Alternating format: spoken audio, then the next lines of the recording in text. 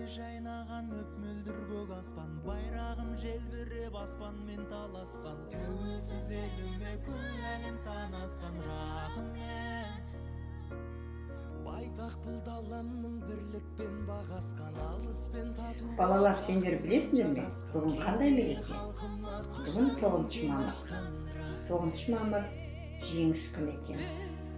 1941 жылы фашистік Германия біздің елімізге тұтқиылдан тап берді. Сол соғыс 4 жылға созылды.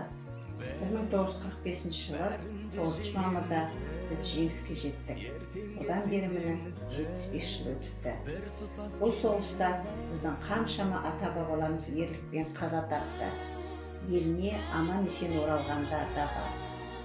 Атап айтар болсақ, бұл соғыста ерлікпен көзге түскен Мәлік Ғабдуллин атамыз, Төлеген Тоқтаров, Талғат Бегелдинов, Рахымжан Қошқарбаев, Бауыржан Момышұлы.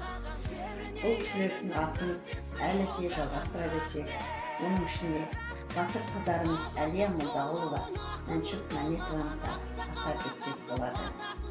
Бұл соғыстан елімізге аман-есен оралған ерлеріміз де бар.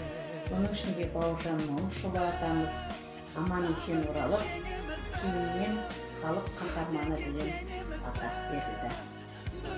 Бұл жеңістің қадірін біз түсінуіміз керек. Ол бізге оңайлықпен келген жоқ.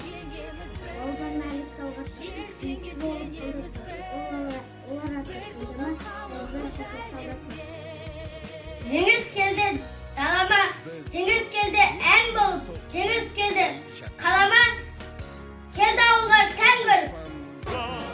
Тастан көзге атылдым, орман шулап тауықлап, нар сегіз батырды жеңе алмайды сауық бірақ.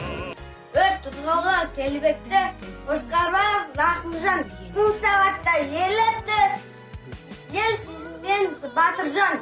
Батыры балғашының дейді халық, алып